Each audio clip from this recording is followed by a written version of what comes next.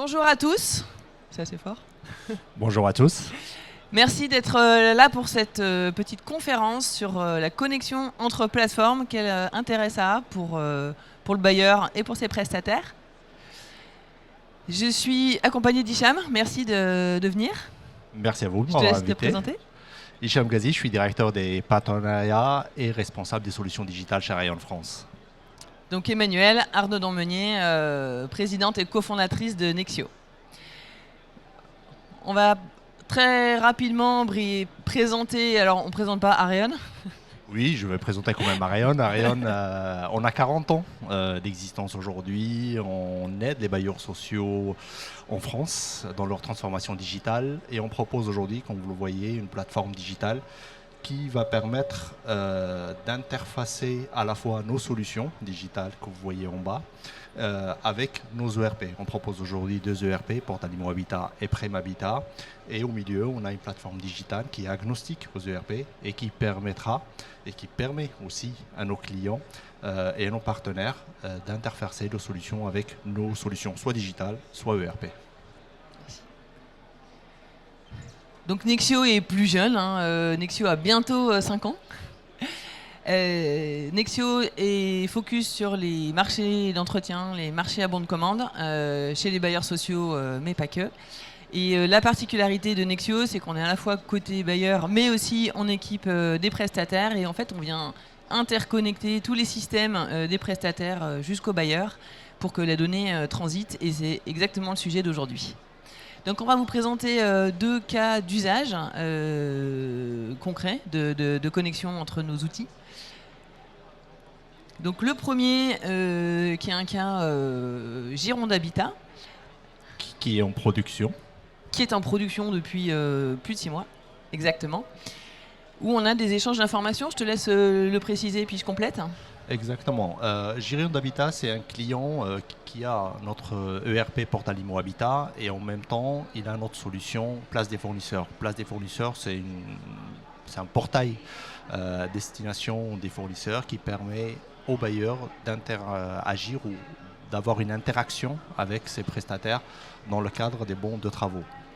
Et avec Nexio, effectivement, qui lui, de l'autre côté, avec les prestataires, propose la solution. Il y avait un besoin à un moment donné d'interfacer ces 2 solutions. L'interfaçage, c'est quoi? C'est que la donnée soit sanctuarisée quelque part et qu'on puisse utiliser la même donnée qui, à l'origine, vient soit de l'ERP, soit d'une solution digitale, par exemple le portail de proximité, et que Nexio puisse la récupérer automatiquement sans avoir à la ressaisir dans la solution de prestataire. Voilà, ça c'est très important qu'on puisse avoir cette logique parce qu'au-delà, bien sûr, du bon de commande lui-même, il y a d'autres aspects, par exemple les messages, parce que sur la plateforme Place des fournisseurs, il y a la possibilité d'échanger, d'avoir un échange avec les agents du terrain, l'agent de proximité.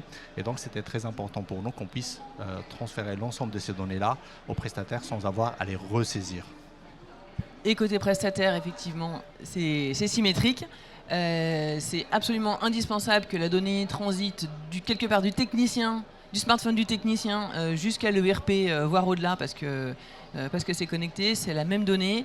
C'est important d'éviter cette ressaisie, parce que la ressaisie, c'est la perte de temps en termes de temps utile. C'est la perte de délai, donc c'est la perte de réactivité. Et puis, c'est aussi des erreurs. Et donc, aujourd'hui, ce qu'on envoie, du smartphone jusqu'à l'ERP, donc l'envoi des états de commande avec les dates de rendez-vous. On envoie les factures aussi. Exactement. Parce que sur les marchés à bon de commande, c'est la particularité, c'est qu'il y a la partie opérationnelle, mais il y a aussi toute la partie financière et administrative. Et puis on récupère aussi ce qui est facturable. Et ça, c'est le premier connecteur qui a été fait, puis qui sera enrichi plus tard, parce qu'on voudrait bien récupérer les données des commandes. Exactement. Donc les bénéfices bailleurs, je te laisse les exposer parce que pour le coup là tu es bailleur, tu es côté bailleur. Pour le bailleur, le bénéfice il est très simple, c'est que lui il n'a pas à se poser des questions. Le bon de travaux il était fait à un moment donné, comme je l'ai dit tout à l'heure, il est fait soit côté ERP, soit sur une solution digitale. Lui il ne va pas se poser des questions, est-ce que le bon de travaux il est arrivé à destination bien sûr. Est-ce que l'état que lui parfois il peut modifier est bien transmis au prestataire, donc il est au moins la garantie que le bon de travaux, il reste quand même, ou la donnée du bon de travaux reste sanctuarisée. Et ça, c'est quelque chose de très important pour les bailleurs, parce que derrière, en termes de facturation, parce que le but, c'est qu'on soit facturé, que la donnée qui au départ part par le bon de travaux revient en même temps en termes de facturation. Ça veut dire je sais que ce que j'ai envoyé de bon de travaux, est-ce que je vais derrière être facturé par le fournisseur. Ça, c'est très important pour les bailleurs.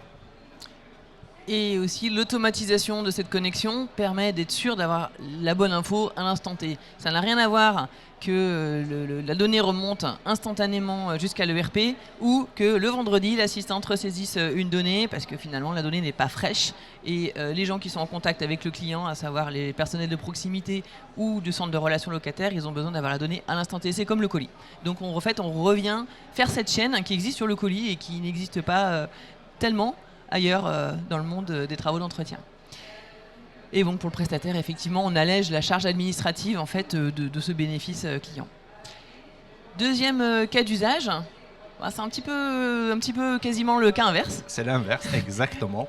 Ça, c'est plus des bons de commande qui sont initiés plutôt par Nexio et qui vont remonter vers l'ERP. Et ça, c'est très important. C'est le cas avec le vent d'habitat. C'est le deuxième cas d'usage qu'on a traité parce qu'effectivement, ça n'avait pas de sens de gérer la relation, en tout cas, ou l'interfaçage uniquement dans un sens. Il fallait aussi l'autre sens parce que les bons de travaux peuvent être initiés soit par le bailleur, soit par le prestataire lui-même. Et donc ça, c'est très important qu'on puisse avoir les deux cas d'usage et qu'on puisse gérer aussi les deux cas. Chez Gironde Habitat, leurs besoins, il était je fais les bons de travaux et je le transmets au prestataire. Là, on est plutôt dans un cas plutôt inverse. Où effectivement, c'est Nexio qui va transmettre le bon de commande à l'ERP. Pour le bailleur, l'idée, c'est d'utiliser quelque chose qui est dédié aux travaux d'entretien, alors que l'ERP, c'est tout faire.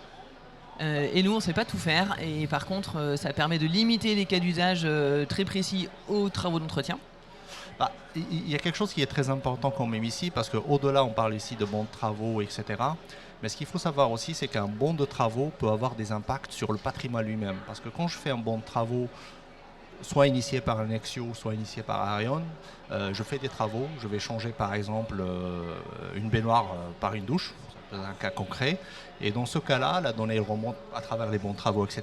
Mais in fine, c'est que ça nous permet de mettre à jour le patrimoine. Et là, le gain pour le bailleur, il est juste important, parce que derrière, il va s'assurer, au-delà que le bon de travaux soit fait, au-delà que la facture soit faite, que son patrimoine sur la base de données, ERP, soit mis à jour automatiquement. Et ça, c'est quelque chose de très important. Et pour le prestataire, lui, ça lui permet vraiment de faire toute la chaîne, comme on l'exprimait tout à l'heure, de disposer des commandes complètement dématérialisées, et puis d'avoir ce flux d'informations avec l'ERP qui reste l'outil central. Voilà, je pense qu'on a tout dit. On a fait les deux cas. Donc ce cas-là n'est pas encore en production, mais il est encore en cours de développement chez Arion, comme chez nous. Livraison d'ici 3 mois. Autre chose à rajouter ? N'hésitez pas à venir nous voir dans le stand chez Arion France si vous avez d'autres questions sur ce sujet-là ou sur d'autres. Je suis à votre disposition. Merci Hicham. Merci à tous.